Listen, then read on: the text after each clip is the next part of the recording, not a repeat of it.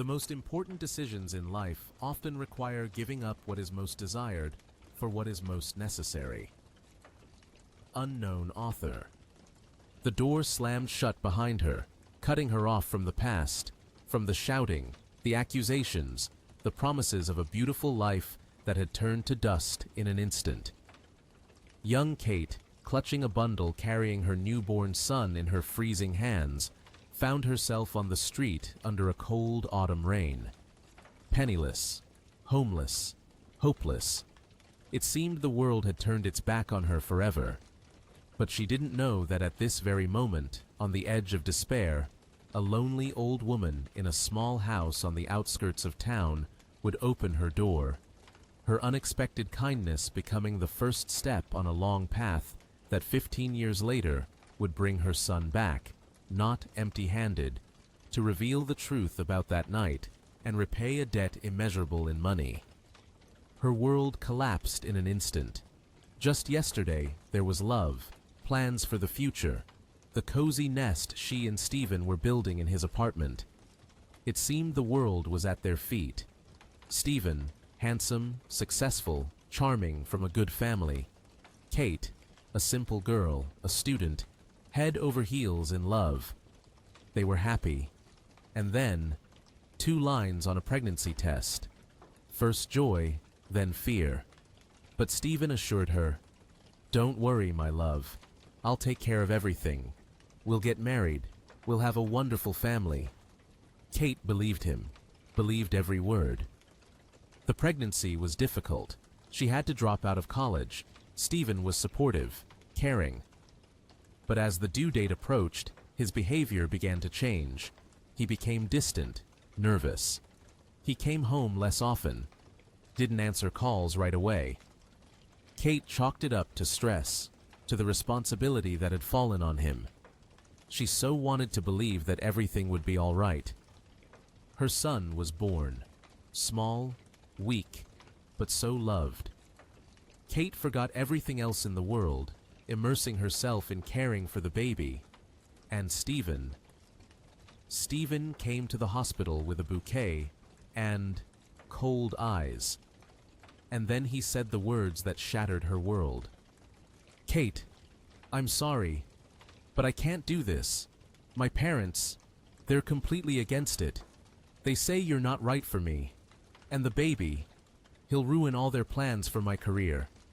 I can't go against them. I'm sorry. I'll give you money, whatever you need." Money.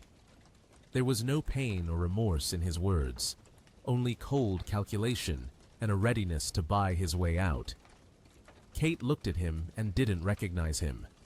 This wasn't the Stephen she loved. This was a stranger, a cruel man. The mention of money was the last straw.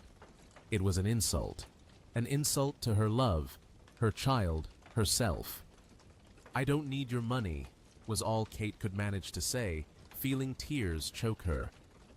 The full-blown argument erupted back at his apartment. Stephen had apparently expected her to accept his generous offer and disappear from his life. But Kate couldn't betray her child, her sense of self-worth. She tried to reach him, appealed to his conscience, to his love, but she hit an icy wall. Stephen's parents arrived the next day, an arrogant, harsh woman and her spineless husband. They spoke to Kate as if she were hired help, blamed her for everything, called her a gold digger trying to trap their son into marriage. They demanded she give up the baby or hand him over to them for a decent life, in exchange for a substantial sum. Kate listened, clutching tiny Sam in her arms. Such indignation, such fury rose within her that she forgot her fear. "I'm not going anywhere, and I'm not giving anyone to you," she cried, not recognizing her own voice. "Get out! None of you care about me or my son! Get out and never come back!" Stephen's parents hadn't expected such resistance. Their faces twisted with anger.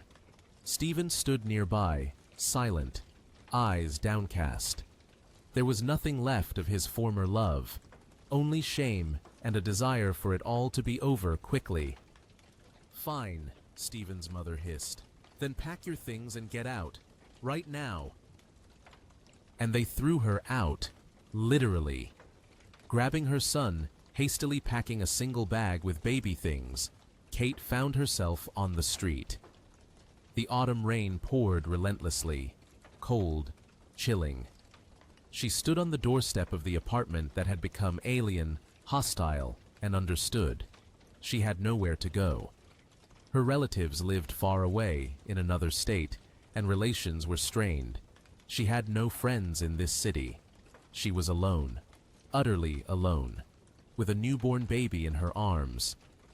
The wind whipped her thin coat, rain streamed down her face. The baby in the bundle whimpered softly from the cold. Kate pressed him close, trying to warm him. Tears flowed down her face, mixing with the rain. The despair was immense.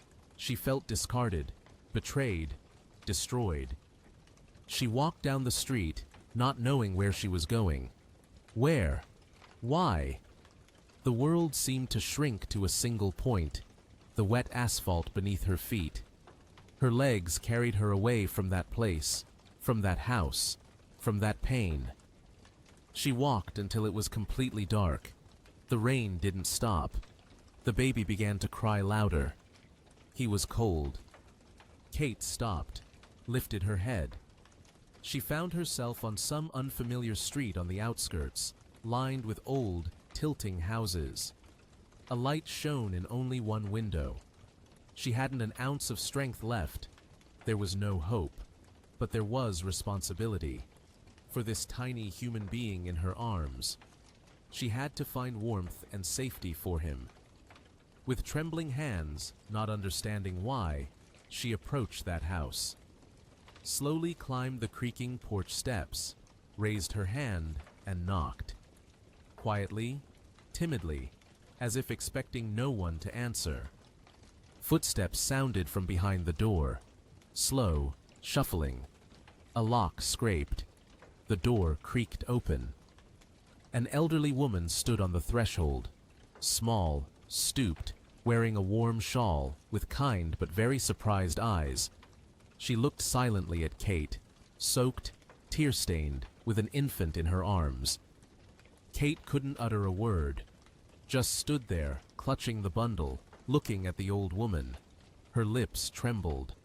The old woman looked at her intently, for a long time. At her desperation, her young face contorted with pain, the defenseless baby. And in her eyes, wrinkled but deep, something softened appeared. Compassion. Without a word, she opened the door a little wider, took a step back, inviting her in. "Come in, dear," she said quietly.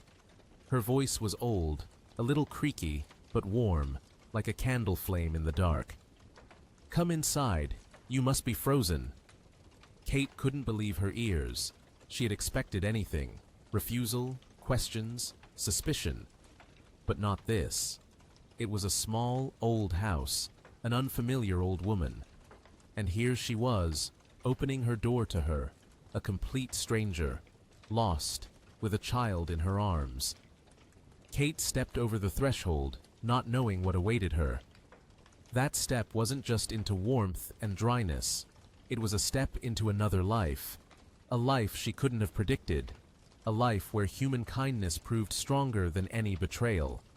Thrown out onto the street with her child, she was taken in by a lonely old woman whose heart turned out to be far richer than the fortune of her would-be husband. This moment became her prologue to a new, unpredictable chapter, where the most necessary choice turned out to be the most saving one. The old woman's name was Martha. She lived alone in her small house that smelled of herbs and old books. Her whole life had been spent here, on the outskirts.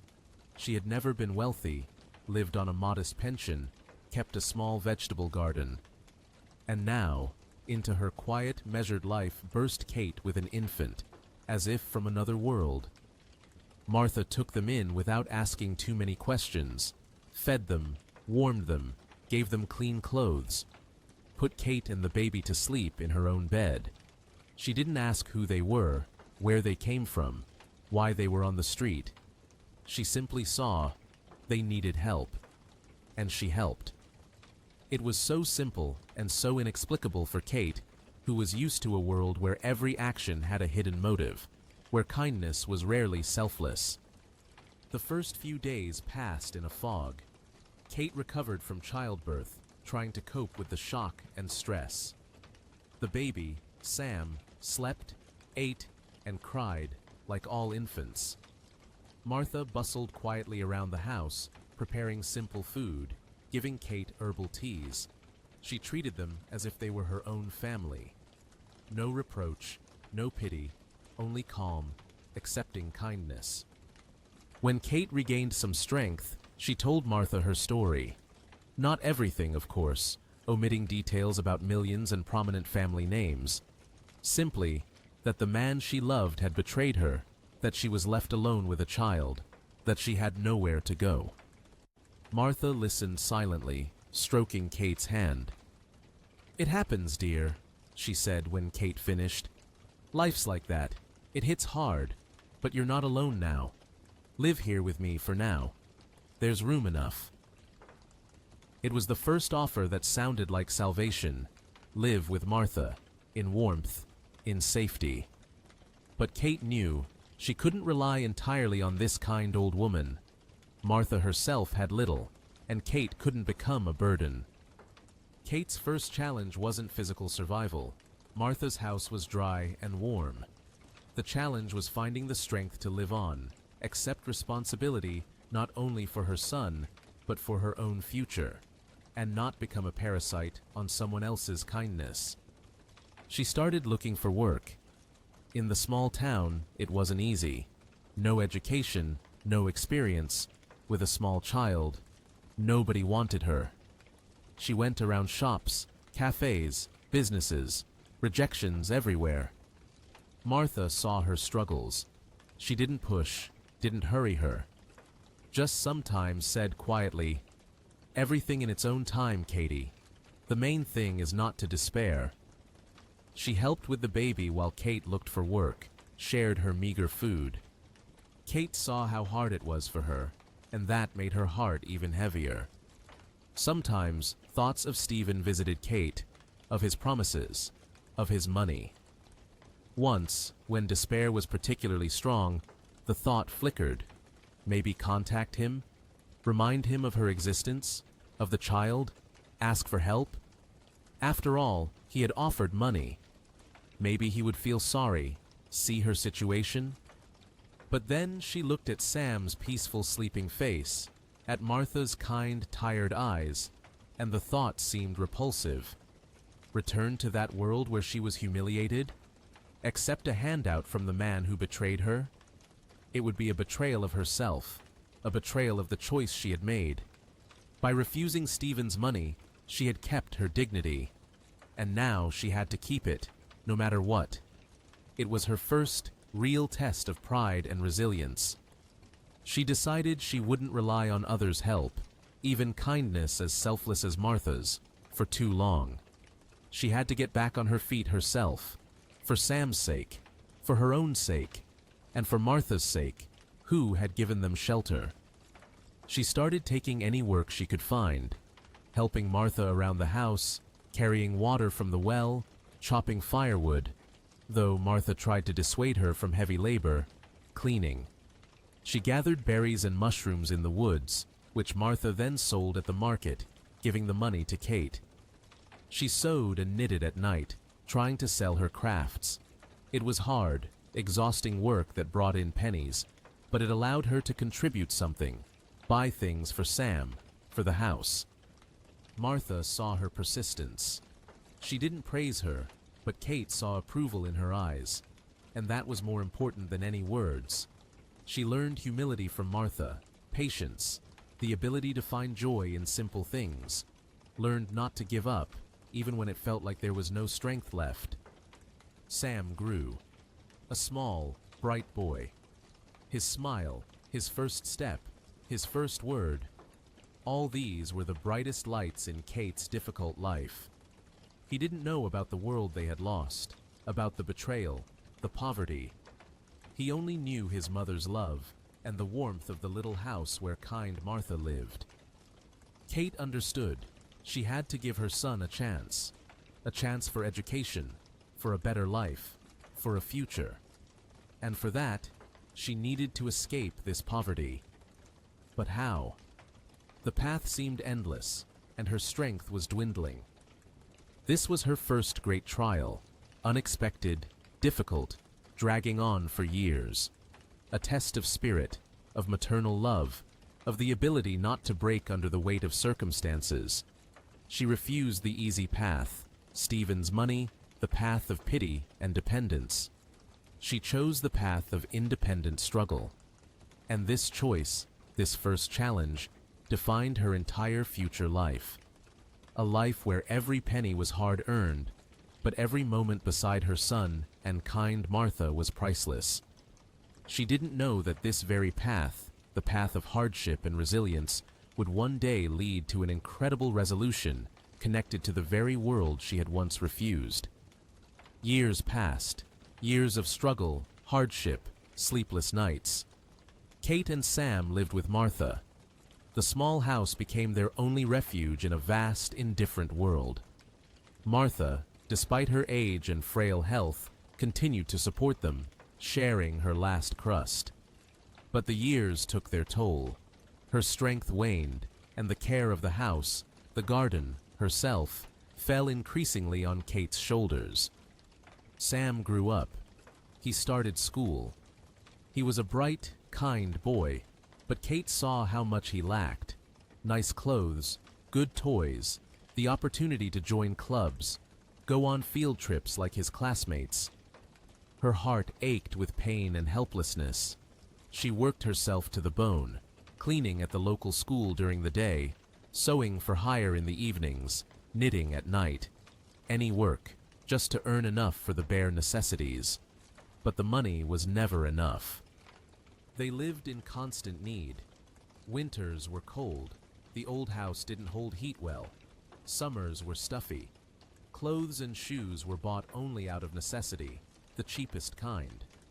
Good food was something they could only dream of. Kate often gave the best piece to Sam and Martha, making do with little herself.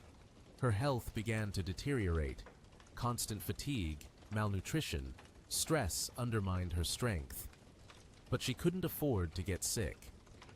The hardest part was seeing the look in Sam's eyes. He understood they were poor. He didn't complain, tried not to ask for extras, helped as much as he could. But sometimes sadness flickered in his eyes when he saw how other children lived. Kate felt like a terrible mother, unable to provide even the basics for her son. Loneliness pressed down harder each day. Kate's social circle consisted of Martha, a couple of colleagues from work, and Sam's teachers. She didn't visit anyone, didn't receive guests. There was no time, no energy, and frankly, she was ashamed to invite anyone to their dilapidated house. All her personal dreams, desires, womanly needs were long forgotten. She was only a mother and a caregiver. Martha's health declined sharply. She needed constant care, expensive medications. Kate was torn between work and caring for Martha. Money was desperately short. She sold the last few valuable items from the house, borrowed from the few acquaintances she had, who had already helped many times and were now struggling themselves. Debts piled up like a snowball. One winter, Sam got very sick. High fever, cough. Kate called the doctor. He prescribed a list of medications, the mere sight of which made Kate feel faint. The cost was enormous, unaffordable for their budget. She didn't have a penny. None of her acquaintances could lend her money. She sat by her sick son's bed, listening to his labored breathing, and felt panic rising. She couldn't buy the medicine. Her son was suffering, and she was powerless.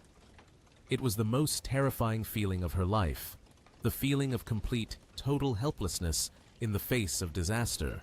When the life of the person dearest to you depends on your actions, but your hands are tied. In that moment, when Sam, in a feverish delirium, called for her, reaching for her hand, a wave of despair washed over Kate. All these years of struggle, hardship, sacrifice, what had they led to? To her being unable to save her own child. Pride, resilience, dignity, all seemed like empty words in the face of his illness. She remembered Stephen, remembered his money, his offer. Back then, she had refused indignantly. But now she was ready for anything.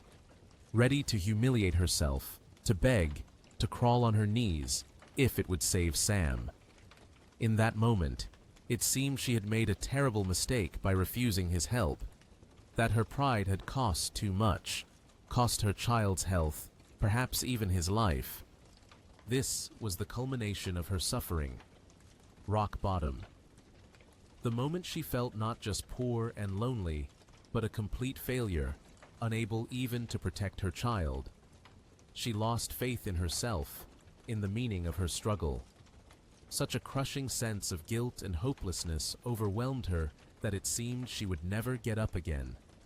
Debts, illness, need, loneliness, fear for her son, it all merged into one huge, suffocating knot.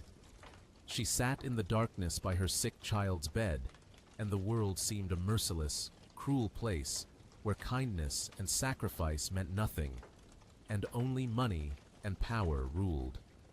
She was alone with her pain, her fear, her sense of utter, devastating failure. This was her fall, a fall into the abyss of despair from which there seemed no escape.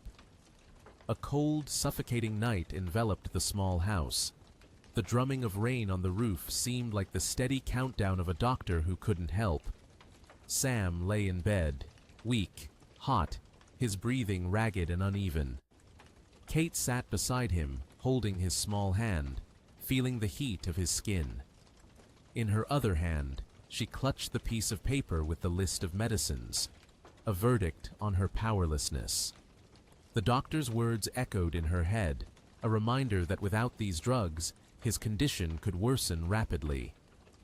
The despair was physical, crushing. It squeezed her chest, making it hard to breathe. The sense of failure that had haunted her for years now felt absolute. She couldn't save her own child. All her sacrifices, all her struggles seemed meaningless in the face of this helplessness. In this darkest hour, when reason seemed to fail, one thought persistently echoed in her mind. Stephen. His last name. His money. He had offered. Rejected the child, but offered money. Lots of money. Enough not just for these medicines, but for the best doctor, the best hospital. One phone call, just one call, and this nightmare would end. The temptation was immense. The voice of despair whispered, "What difference does it make? Save your child. Swallow your pride. No one will know. His money. It's his guilt. Let him pay." Kate's hand trembled, reaching for the old button phone lying on the nightstand. Stephen's number. It was written down somewhere. Or maybe she remembered it by heart. And at that moment, as her fingers touched the cold plastic, she looked at Sam's face, at his closed eyelids, his arrow-like lashes, the slight grimace of pain, at how pure, kind, and bright he had grown, despite all the hardships, grown up in love. In Martha's love, who gave her last. In her love, which was the only wealth in their lives. And she remembered that day, the day Stephen and his parents threw her out, their cold eyes, their contempt, their offer to buy her off. She remembered her choice, to refuse the money, the humiliation, the falsehood, to choose freedom from their influence, even at the cost of poverty, to choose to preserve her dignity and her son's. How could she now, after everything she had endured, undo that choice? How could she turn for help to the man who had betrayed them? Who offered money instead of love? Who was ready to abandon his own son? What would she tell Sam later, when he grew up and asked, That she bought his life with money from a man who didn't want him?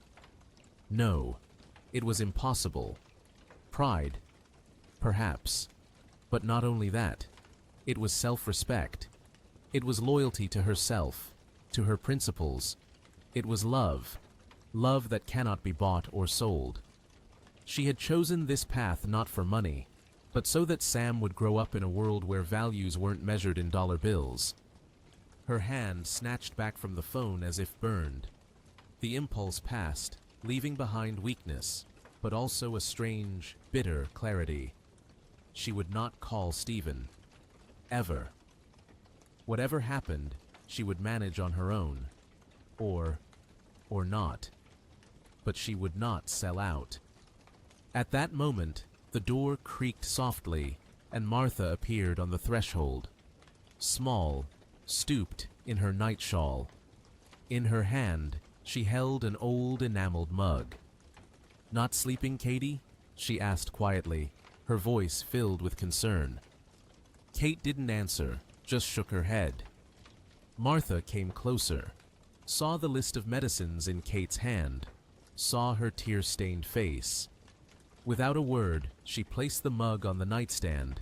It contained warm herbal tea, and gently took Kate's hand in hers. Her old, wrinkled hand was warm and dry. "No money, Martha asked softly. It wasn't a question, but a statement. Kate nodded almost imperceptibly. Martha sighed.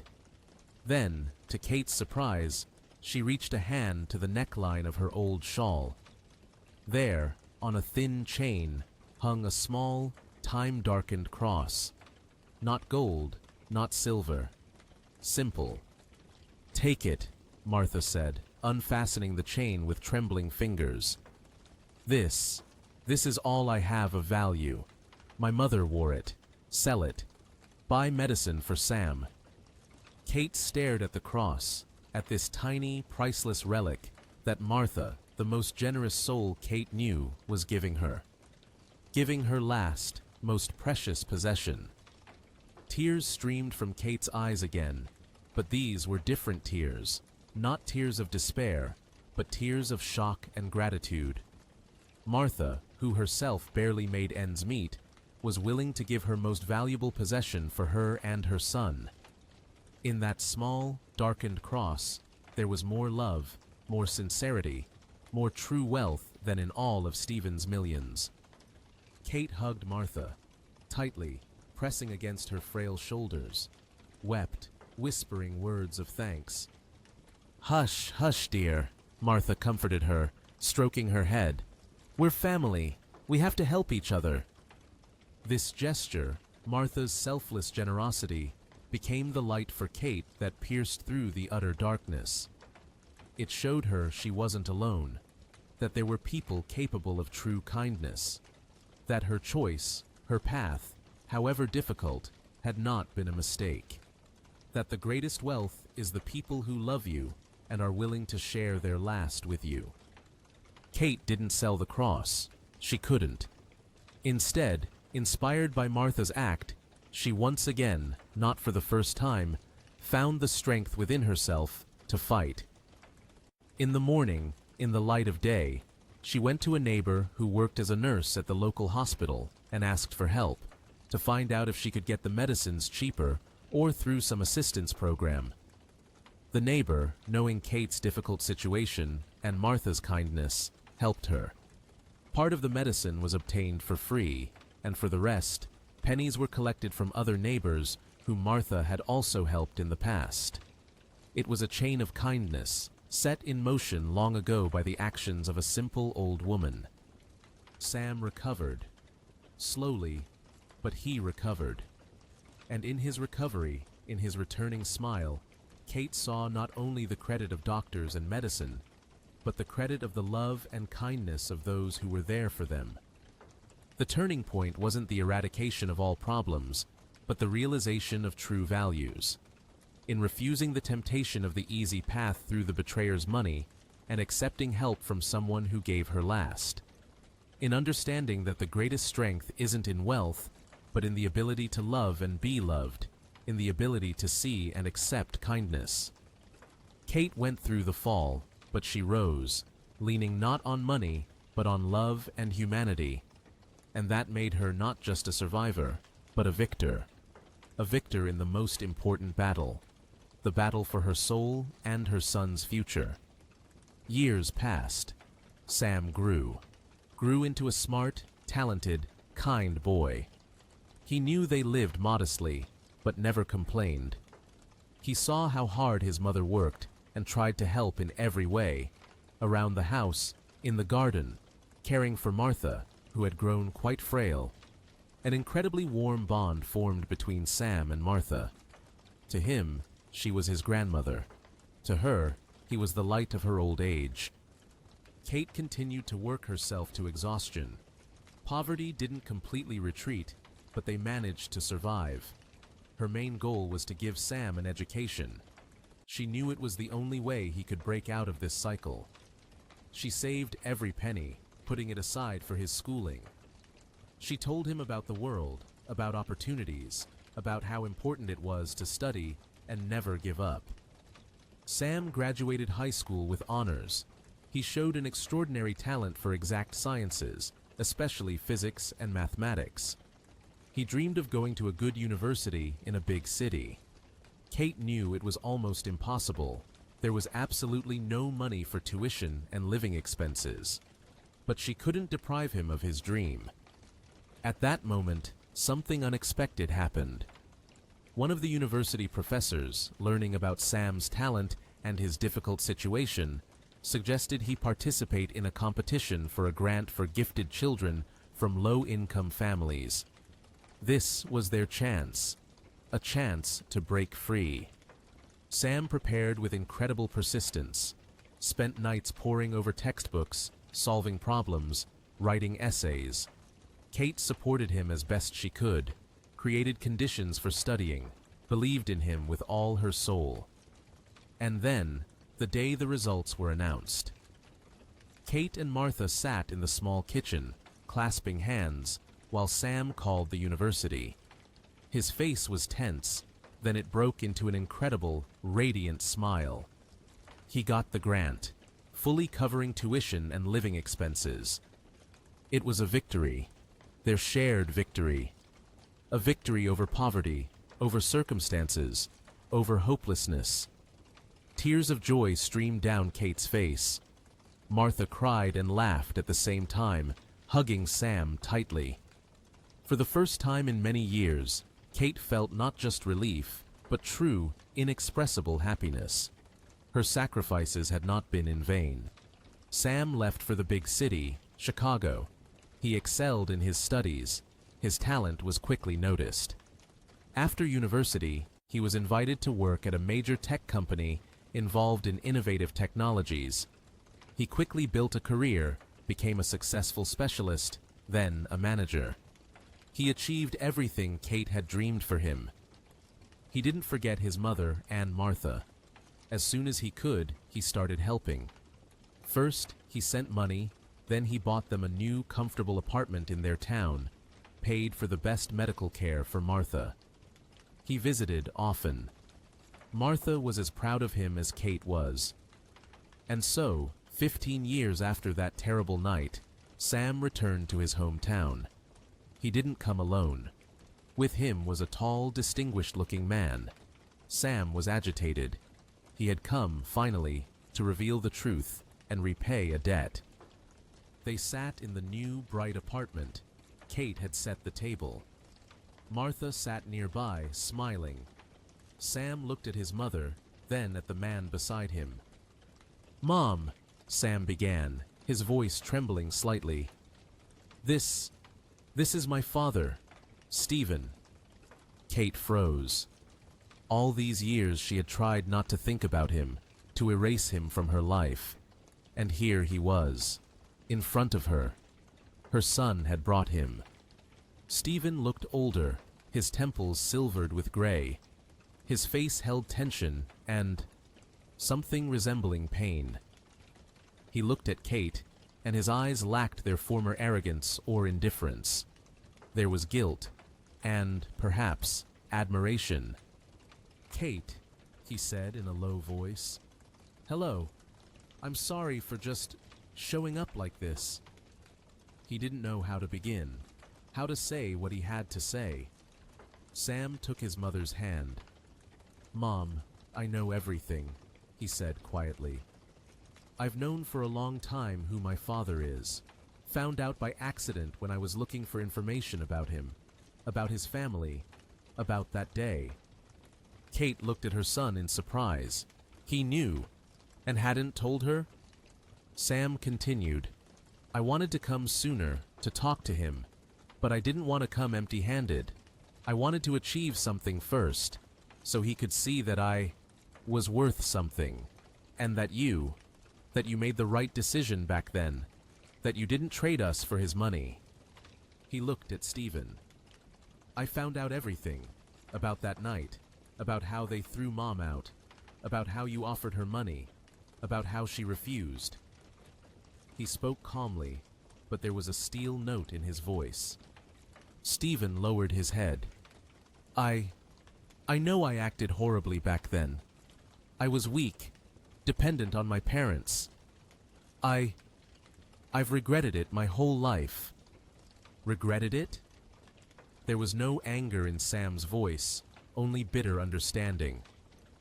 Do you know what Mom went through? What poverty? How hard she worked to raise me? How Martha gave her last? She refused everything you offered to keep her dignity and give me the chance to grow up a decent human being.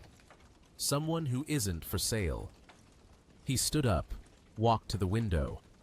I achieved everything myself, thanks to Mom, thanks to Martha. They didn't give me money, but something far more valuable. Love, support, faith. And they taught me the most important thing, that the most important things can't be bought with money. He turned back to Stephen. You offered Mom money back then, so she would disappear, to get rid of the problem. I came today, also with money, but not to buy anything, to repay a debt.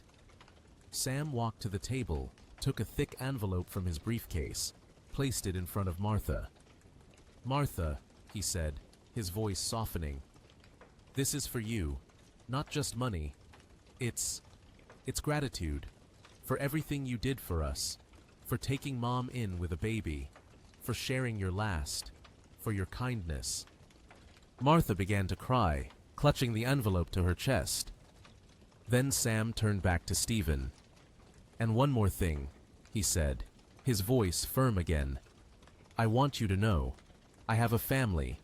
I have people who love me and whom I love. That's Mom, and Martha, and you. You're just my biological father, the man who once abandoned me and my mother. You are not part of my life, but you needed to know the truth. Stephen listened, his face contorted. He saw before him not just the son he had abandoned, but a successful, strong man who had become so thanks to the woman he had rejected. He saw the fruits of her sacrifice and his betrayal.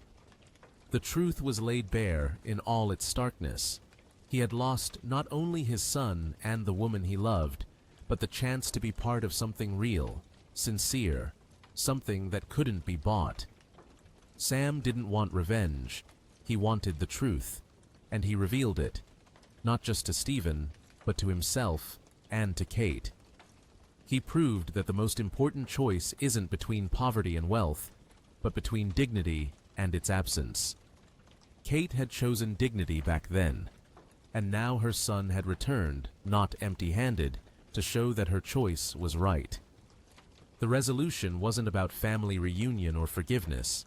It was about the triumph of human dignity and loyalty over betrayal and greed. Kate received her reward not from her former fiancé, but from her own son, in his success, his gratitude, his recognition of her sacrifice. She had refused millions to save her child, and her child, years later, returned to save her, not from poverty, but from bitterness and doubt, showing that her life, full of hardship, was lived not in vain, but for the greatest value, the life and happiness of the person dearest to her. The door closed behind Stephen, leaving a silence in the room filled with unspoken words. Kate stood motionless, absorbing the fullness of the moment. After 15 years, the past had returned to be acknowledged, but it couldn't destroy the present she had built. She looked at Sam. He stood by the window, tall, strong, successful, flesh of her flesh, product of her struggle. He was her greatest treasure, living proof that her sacrifice had not been in vain. Martha, clutching the envelope, cried softly. Tears of emotion, of joy for Sam, of closure. Her kindness, given so many years ago, had returned to secure her final years and the future of the person she loved like a grandson. Sam went to Martha, gently hugged her. "Don't cry, Martha," he said softly. "This is just the least I can do for you after everything. You mean everything to us." Then he turned to Kate, walked over, hugged her tightly, tightly, like when he was small and seeking protection. Kate clung to him, breathing in the familiar, beloved scent. The tears she had held back for years streamed down her face, tears of relief, pride, boundless love. "Mom," Sam said quietly, you did it. Against all odds. You're the strongest woman I know." Those words were the best reward for Kate, better than any money, any luxury. They held the recognition of her path, her struggle, her love. Life in the new apartment settled down. Daily routines became easier, calmer, warm, clean, cozy. Martha had the best medicine. Doctors could visit her at home. She no longer worried about tomorrow. Her final years were filled with quiet peace and the joy of having Kate and Sam when he visited nearby. Kate could finally breathe a little. She no longer worked 3 jobs. She had the chance to simply sit in the evenings, read a book, talk with Martha about something other than daily problems. Her face became calmer, her gaze softer. Traces of fatigue remained, but they now spoke not of pain, but of wisdom and dignity. She often thought about the past, about Stephen, about that other life, but it was like remembering a dream. Reality was here, in this warm apartment, in Martha's laughter, in Sam's calls and visits, in his successes, which were her successes too. One evening, when Martha was already asleep, Kate sat in the kitchen, drinking tea. On the windowsill stood a small clay pot with a flower Sam had brought her. The kettle hummed quietly on the stove, filling the kitchen with warmth and aroma. In this silence, in this simple coziness, Kate felt completely happy. It was a happiness she had suffered for, fought for, not bought, but built with her own hands, her own heart. She remembered that cold autumn rain, that terrible night when it seemed the world had turned its back on her. Remembered the choice she made, to refuse everything in order to keep the most important things, her son and her dignity. Back then, that choice seemed like the end, a fall into the abyss. But now she knew it was the beginning of the path to a true life, to true values. She had refused what was most desired, an easy life, wealth, promises of a carefree future. For what was most necessary, for her child, for his safety, for her conscience. And this choice led her not to spiritual poverty, but to a wealth immeasurable by money, to the wealth of love, loyalty, dignity, family. Sam hadn't returned empty-handed. He returned carrying within him everything Kate had instilled: honesty, diligence, kindness. He returned to repay the debt, not just with money, but with recognition, gratitude, love. He was the living embodiment of her life's moral. Kate's story is about how true strength lies not in having, but in being true to oneself, being loving, being capable of self-sacrifice. and that the most important decisions, the hardest choices, are often the only path to true light and true happiness.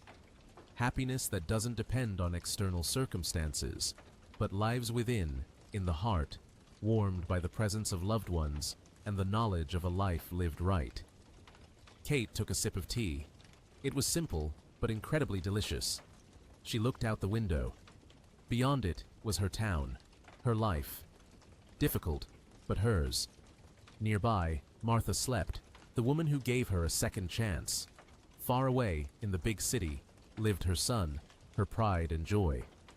She was not alone. She was home. And that was all she needed for happiness.